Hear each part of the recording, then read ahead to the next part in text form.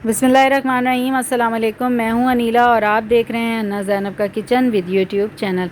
आज मैं आपके लिए बेहद ही मज़ेदार मोस्ट फेवरेट रेसिपी लेकर आई हूं, बीफ टेरागोन स्टेक, जो कि बेहद मज़ेदार बनता है। हर स्टेक बहुत मज़ेदार बनता है जो कि हम बाहर जाकर खाते हैं, बहुत कॉस्टली पड़ता है। आप इसको घर पर किस तरीके से एंजॉय कर सकते हैं उसी सर्विंग के साथ बिना सिजलर पैन के। वीडियो को बिना स्किप किए पूरा देखिएगा। इसमें कंप्लीट गाइड किया गया है कि आप घर पर बिना सिजलर पैन के किस तरीके से इस रेसिपी को बना सकते हैं और अपनी फैमिली के साथ एंजॉय कर सकते हैं। तो चलिए रेसिपी देख लेते हैं इसे कैसे बनाया है। अगर आपको मेरी रेसिपीज़ पसंद आती हैं तो प्लीज़ मेरे चैनल को सब्सक्राइब करें, बेल आइकॉन को प्रेस करें, साथ ही साथ ऑल पे क्लिक कर दें ताकि मेरी आने वाली हर नई वीडियो का नोटिफिकेशन सबसे पहले आपको मिले, जो कि बिल्कुल फ्री है। साथ ही साथ रेसिपी को लाइक और शेयर करना बिल्कुल मत भूलिएगा। बीफ का मैंने गोश्त लिया है 1 किलो और इसको 1.5 इंच की मोटाई में इसके पसंदे बनवा लिए थे। पसंदे बनवाने के लिए 1.5 से 2 इंच मोटाई में आपको पसंदे बनवाने होते हैं, क्योंकि बाद में हम इसे हैमर की मदद से थोड़ा सा चपटा कर लेते हैं। ऑथेंटिक रेसिपी में स्टेक के लिए जो गोश्त इस्तेमाल किया जाता है वो पार्ट बिल्कुल अलग होता है। बहुत सारे लोगों को नहीं मालूम होता कि कौन से पार्ट का स्टेक बनाना चाहिए, तो ये उनकी आसानी के लिए ये मैं स्टेप कर रही हूँ। किसी भी पार्ट का आप ले सकते हैं, मतलब उसमें थोड़ा सा फ़ैट ज़रूर होना चाहिए। उससे ये है कि टेस्ट में बहुत अच्छा सा फ्लेवर आता है। तो यहाँ मैंने जो गोश्त लिया है इनके इस तरीके से पसंदे बनवा कर हैमर की मदद से इन्हें चपटा कर लिया था। मार्केट में आसानी से हैमर मिल जाते हैं, लकड़ी के भी और इस तरह के सिल्वर के भी। तो मैंने इस तरीके से हैमर से इसको चपटा कर लिया है। तो ये तकरीबन 1 इंच जितने मोटाई इसकी बरकरार रखी है। अब मैं यहाँ पपीता लगाऊंगी। पपीता लगाने का मकसद सिर्फ गोश्त को गलाना है। ऑथेंटिक रेसिपी में गोश्त रेसिपी में जो कुक होने के बाद होता है वो थोड़ा हार्ड होता है, गला हुआ नहीं होता। मेरी फैमिली में सख्त गोश्त पसंद नहीं किया जाता, तो मैं ये स्टेप इसलिए कर रही हूँ कि गोश्त थोड़ा गल जाए। तो अगर आप पसंद करते हो तो आप इस तरीके से आप इस स्टेप को ज़रूर कीजिएगा। तो यहाँ मैंने 1 कप पपीता लिया है, छिलके समेत पीस लिया था। तो एक एक पारचा मैं लेती जाऊंगी और उस पर पपीते का पेस्ट मसलते हुए लगाती जाऊंगी। आप ये नहीं सोचिएगा ऑथेंटिक रेसिपी में तो ये स्टेप नहीं है, वाकई नहीं है। ये सिर्फ मैं आपको बार बार कह रही हूँ कि मुझे गोश्त को गलाना है, इसलिए मैं ये स्टेप कर रही हूँ। बाकी इसमें जितनी भी मैरिनेशन करेंगे वो तकरीबन ऑथेंटिक रेसिपी के मुताबिक ही करेंगे। बस ये स्टेप जो है ये मैं देसी स्टाइल में बना रही हूँ। आपको आगे भी बताऊंगी कि आप किस तरीके से घर की ही चीज़ों से स्टेक बनाकर एंजॉय कर सकते हैं। पपीता लगाकर इसको मैं आधे घंटे के लिए तकरीबन छोड़ दूंगी, फिर बाद में वॉश कर लूँगी। इससे कोई ख़ास फ़र्क नहीं आएगा रेसिपी में, इसलिए आप परेशान नहीं होइएगा। अच्छे से आपने पपीते को पूरे गोश्त पर मसलते हुए लगा लेना है। एक के ऊपर एक पारचा रख के छोड़ दीजिएगा आधे घंटे के लिए कम से कम, ताकि ये अच्छे से गल जाए। इंशाल्लाह ताला आप इस तरीके से बनाएंगे, आपको ज़रूर पसंद आएगी। आप घर बैठे ही स्टेक को एंजॉय कर सकते हैं, ये मेरा दावा है। आपसे किसी ने भी इस तरीके से रेसिपी शेयर नहीं की होगी। मैं इसी तरीके से सारे गोश्त को पपीता लगा लेती हूँ। यहाँ मैंने इसको गोश्त को मैरिनेट कर लिया था, तकरीबन 45 मिनट हो गए हैं। बीच में मैं अलट पलट करके मिक्स करती रही थी और वापस से इसी तरीके से सेट करती रही थी ताकि अच्छे से हमारा गोश्त टेंडर हो जाए। अब मैं इसे अच्छी तरह वॉश कर लूँगी ताकि जो पपीता है वो सारा निकल जाए। फिर इसे एक बास्केट में डाल दूँगी ताकि अच्छे से इसका पानी कंप्लीट खुश्क हो जाए। बिल्कुल पानी नहीं होना चाहिए, कंप्लीट खुश्क होना चाहिए। तो अभी इसे एक बाउल में हम मैरिनेट करने के लिए सब सॉसेस और मसाले ऐड कर लेंगे। यहाँ मैंने 1 table spoon dark soya sauce लिया है। अगर आपके पास नहीं हो डार्क सोया सॉस तो आप नॉर्मल 1.5 टेबल स्पून शामिल कर सकते हैं। यहाँ मैं शामिल करूँगी 1 tablespoon DP steak sauce, किसी भी ब्रांड का आप ले सकते हैं। 1 टेबल स्पून वेस्टर सॉस शामिल करेंगे, ये भी आप किसी ब्रांड का भी ले सकते हैं जो आपके पास आसानी से अवेलेबल हो। 1 टेबल स्पून मस्टर्ड पेस्ट शामिल करेंगे, अगर मस्टर्ड पेस्ट ना हो तो आप मस्टर्ड पाउडर भी ले सकते हैं। सफ़ेद मिर्च, जिसे दक्कनी मिर्च भी कहते हैं, आपने ये फ्रेश लेनी है और इसको कूट कर शामिल करना है 1 टीस्पून। अगर आपके पास ये वाइट मिर्च ना हो तो आप काली मिर्च भी ले सकते हैं। पाउडर मत शामिल कीजिएगा, मैं आपसे बार बार कह रही हूँ, आपने फ़्रेश ही लेनी है क्योंकि इस रेसिपी में सब चीज़ें फ़्रेश जाएंगी।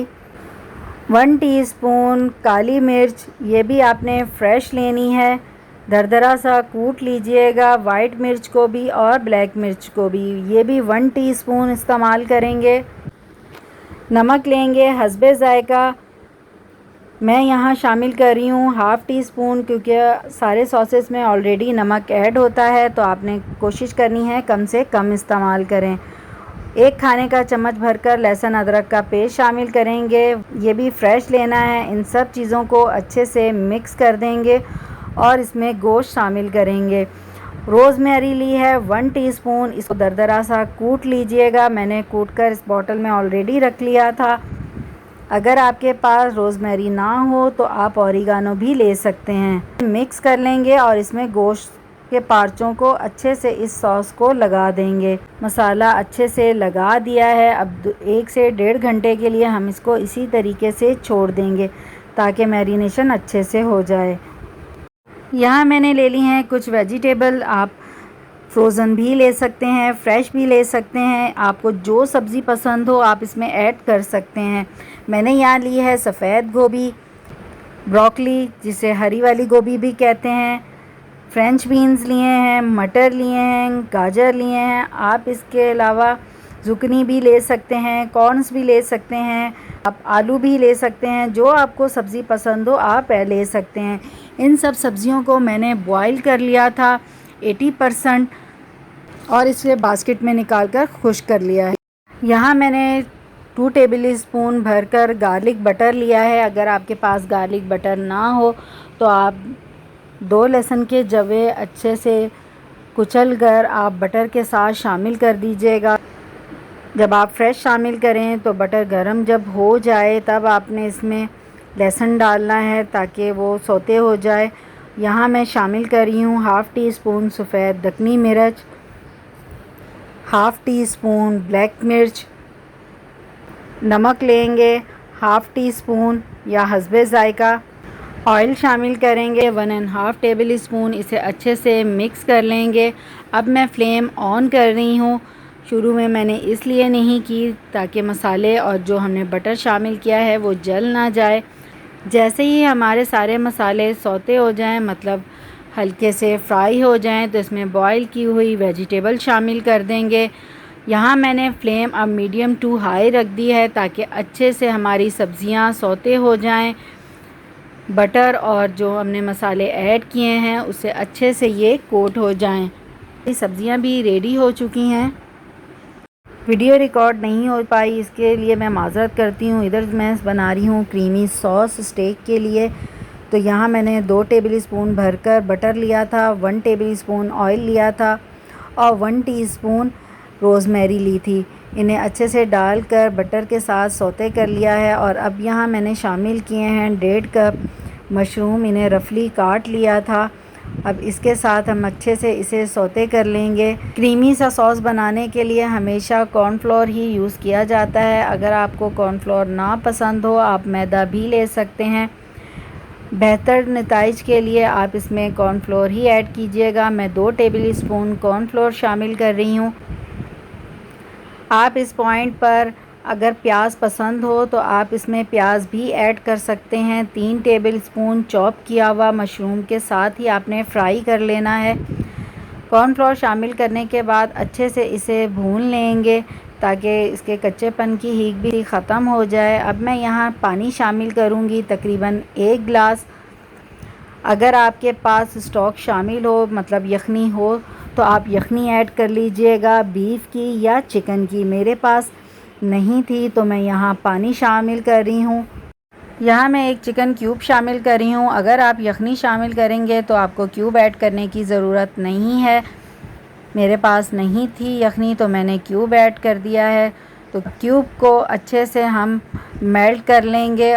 तो यहाँ क्यूब हमारा मेल्ट हो गया है। फ्लेम मैं ऑफ़ कर रही हूँ। अब मैं यहाँ क्रीम शामिल कर रही हूँ। एक टेट्रा पैक मैंने क्रीम ले लिया है, या आप 1 कप भी शामिल कर सकते हैं। अच्छे से क्रीम मिक्स हो जाने के बाद हम फ्लेम ऑन कर लेंगे और सॉस को इतना पका लेंगे कि ये गाढ़ा हो जाए। चम्मच आपने मुसलसल बीच में चलाते रहना है। इस पॉइंट पर आप नमक चेक कर सकते हैं। अगर आपको नमक कम लगे तो आप और ऐड कर सकते हैं। तो यहाँ देखें हमारा सॉस भी रेडी हो गया है। मैंने इतना थिक रखा है, इससे ज़्यादा थिक नहीं रखेंगे क्योंकि ये ठंडा हो जाने के बाद भी थोड़ा गाढ़ा हो जाएगा। तो सॉस रेडी हो गई है। फ्लेम ऑफ़ कर देते हैं और अब हम स्टेक की तैयारी कर लेते हैं। तो चलिए अब हम स्टेक बना लेते हैं। यहाँ मेरे पास 2 तरह के पैन हैं। एक ये जो नॉर्मल पैन होता है, तकरीबन हर घर में ही पैन होता है, इसमें भी बनाएंगे और इस वाले में भी। तो आपके पास जो अवेलेबल हो आप उस पर बना सकते हैं। परेशान होने की ज़रूरत नहीं है। अगर आपके पास ये पैन ना हो तो आप सादे वाले पैन में भी बना सकते हैं। मैं दोनों पैन में बना रही हूँ। इस पैन पे बनाने का मकसद सिर्फ इतना है, तो इसमें जो लाइनें आपको नज़र आ रही हैं, जब ये गोश्त पर इसके मार्क्स बनते हैं तो वो बहुत खूबसूरत लगते हैं। टेस्ट में कोई फ़र्क नहीं आता, इसलिए आपको परेशान होने की बिल्कुल ज़रूरत नहीं है। जैसे ही ऑयल गर्म होगा इसमें हम पार्चे शामिल कर देंगे। फ्लेम मैंने मीडियम टू हाई रखी हुई है क्योंकि हमारा गोश्त ऑलरेडी तकरीबन गल चुका है पपीते की वजह से। बस हमने इसमें मज़ीद इसको कुक करना है। तो दोनों पैन पर मैं पका रही हूँ। तो आपने चम्मच या फोक की मदद से इस तरीके से आपने हल्का हल्का प्रेस करना है ताकि जो मार्क्स हैं अच्छे से बन जाएं। तो बीच में आप चेक भी करते रहिएगा। अब मैं इसे पलट लूँगी क्योंकि एक तरफ से ये सिक चुका है, मतलब पक चुका है। दूसरी तरफ से भी हम इसे पका लेंगे। गोश्त भी हमारा रेडी हो गया है। अब हम सर्विंग की तरफ आ जाते हैं। तो यहाँ मैंने तवा ले लिया है। जो सीजनिंग ट्रे होती है वो लोहे की होती है और काफ़ी भारी होती है, और उसके नीचे एक लकड़ी का सांचा होता है, वो भी ट्रे के हिसाब से ही होता है। तो ज़ाहिर है जो सीजनिंग ट्रे होती है स्टेक की, वो हर घर में मौजूद नहीं होती, बहुत एक्सपेंसिव होती है। क्योंकि हम अमूमन ये होता है कि हम इसीलिए स्टेक नहीं बना पाते हैं कि हमारे पास वो सीजनिंग ट्रे नहीं है, क्योंकि जो लुक और सर्विंग उसमें होती है वो किसी और में नहीं मज़ा देती, देखने में भी अच्छा नहीं लगता। तो स्टेक का जो एक साउंड होता है, जो एक धुआं सा होता है, वो बहुत हसीन लगता है। तो उसी तरीक़े को हम इस तवे में करेंगे। कोई इसमें टेस्ट का फ़र्क नहीं आएगा, आपको वही साउंड मिलेगा, वही जायका मिलेगा। बस सिर्फ ट्रे का एक फ़र्क आ जाता है। तो आपको परेशान होने की ज़रूरत नहीं है। ये है हमारी देसी ट्रे, यानी कि तवा। इसी पे हम अपना स्टेक रेडी करेंगे। तो आपने इस रेसिपी को इस तरीके से ज़रूर बनाना है और मुझे कमेंट्स बॉक्स में बताना है कि आपने ट्राई किया, आपको कैसा लगा। आप घर बैठे स्टेक को एंजॉय कर सकते हैं, कोई अब परेशानी की ज़रूरत नहीं है। आप घर पर बनाएं, इजी होकर बनाएं। अब आप इस ईद पर स्टेक ज़रूर बनाइएगा। चलिए अब हम सर्विंग की तैयारी कर लेते हैं। तवे को आपने बहुत अच्छे से गरम कर लेना है, तेज़ गरम। अब इसमें तकरीबन 2 से 3 टेबल स्पून ऑयल शामिल कर देंगे और अच्छे से आपने हर तरफ इसे फैला देना है। फ्लेम मैंने बिल्कुल लो कर दी है। तवे को अच्छी तरह गरम करने के बाद यहाँ मैंने प्याज एक ले लिया था और इसे रिंग में स्लाइस में काट लिया है मोटा मोटा, तो थोड़े ये कैरमलाइज हो जाएंगे। तो गोश्त के पीस भी हम इस तरह रखते जाएंगे साइड पर। आपने इस स्टेप को तभी करना है जब अच्छे से तवा तेज़ गरम हो। गरम हो जाने के बाद आपने बिल्कुल लो फ्लेम कर देनी है, दम वाली आंच पर। सब्ज़ी रख रही हूँ जो कि हमने बॉईल करने के बाद इसको सौते कर लिया था, इसे रख लेंगे। अब ये आप पर डिपेंड करता है, आपको सब्ज़ी कम पसंद है या ज़्यादा, आप उस हिसाब से रख सकते हैं। मुझे थोड़ी सब्ज़ी ज़्यादा पसंद है, मेरी फैमिली में ज़्यादा पसंद की जाती है, तो मैं इसमें सब्ज़ी ज़्यादा रख रही हूँ। सब्ज़ी आप अपनी पसंद के मुताबिक रख सकते हैं, जो भी आपको पसंद हो। ये स्टेप आपने तभी करना है जब आप सर्विंग करने लगें। अब इधर मैंने फ़्रेंच फ्राइज़ ले लिए हैं, आप चाहें तो फ्रोज़न भी ले सकते हैं या फ्रेश भी ले सकते हैं। साइड पर इसे भी रख देंगे।